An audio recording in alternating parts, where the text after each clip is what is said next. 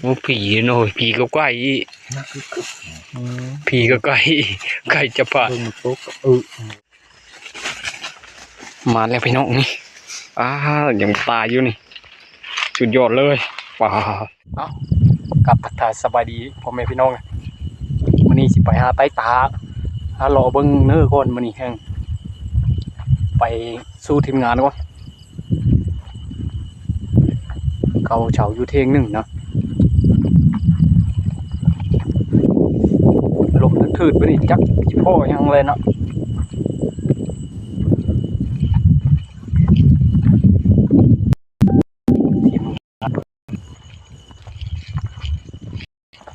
เลยปลาเรา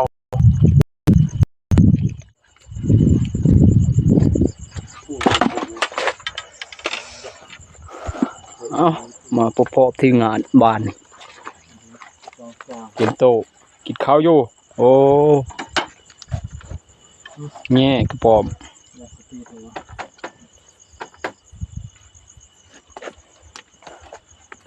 ตอนไปเอานะเย็นสิไปแล้วบ่3 คนพี่น้องมื้อนี้โยลุย3 คนได้มื้อนี้เลยน้องเองก็ที่ป่ายเอามาซ่า3 คนเดียวพอเฮ็ดพี่น้อง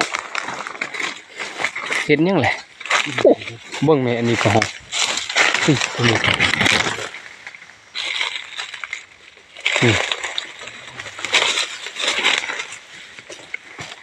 มันแม่นเฮ็ดยังพี่น้องเบิ่งบ่เฮ็ดยัง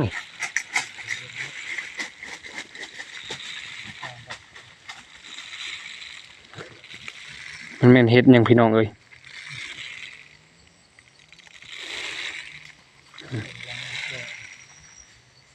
บ่ฮู้ว่าเป็นเฮ็ดยังน่าจะคักดิ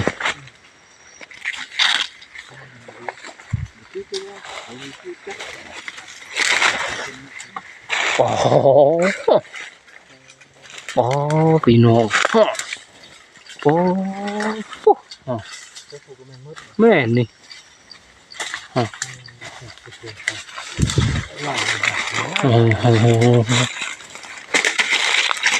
เป็นเฮ็ดพี่ช่างเนาะเฮ็ดแปลกประหลาดมันมีเท่าน้ำมึงเลย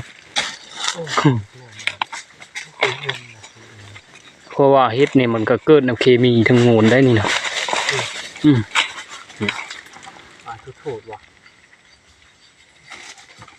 บ่ฮู้ว่าเป็นเฮ็ดยังบ่ได้กินคิดว่าเฮ็ดตาบซะดอก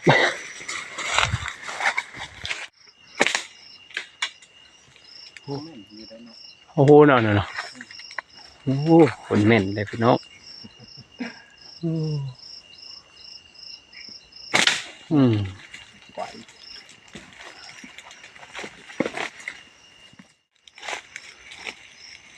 ลงกับลงขึ้นกับขึ้น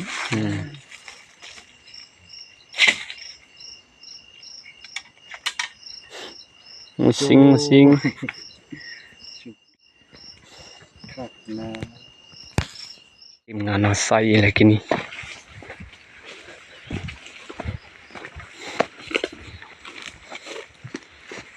ตีแบบนี้หรอวะกาเห็นตัวนู่เนาะแต่เฮิงอยู่บ่เห็นเลยบ่ไรเถอะพออยู่ในห้องบ่ได้มาชุดก่อนนะนี่หน่อยมาหาอยู่ห้องบ่ได้ตัวแม่ได้กุ้ยชูมาแล้วพี่น้องมาแล้วปกยังอยู่หมู่ว่ะ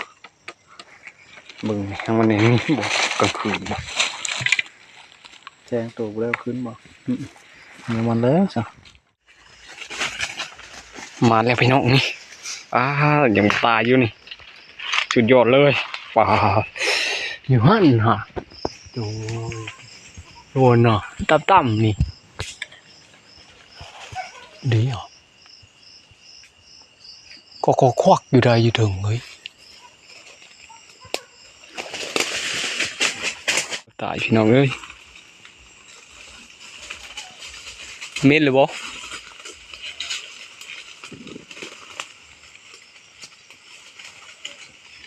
ประมาณใส่ได้หลายคุบหมอพี่น้องอ้าวสิ้นยอดเลยตึกปีกเพื่อนปีกหักมันนี่มันอย่างนี้ ลองกวางมาเด็ดโอ้ติดแมงมันอี แม่งงแงงเลย ของแกหมดตึกอย่างเรียบร้อย ปีนทื่อโอ้ผีหน่อยผีก็ใกล้ นักก็ ผีก็ใกล้ใกล้จะผ่าน เพิ่งมันตกตามขึ้นนี้ยังนะ นู่ โอเค มาเอาเทงเลยพี่น้องเอ้ยเหมยลายนี่ได้3 ตัวหนึ่งแล้วก็นกเขานกกระเจ้าไก่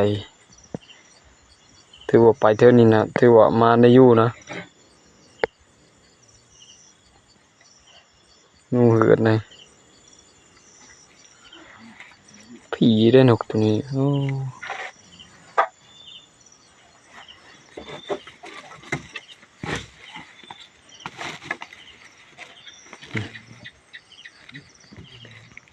โดยเงาเลยนี่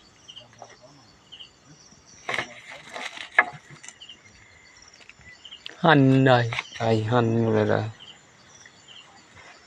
มาก็เมื่อยนี่4 โมงเลยนี่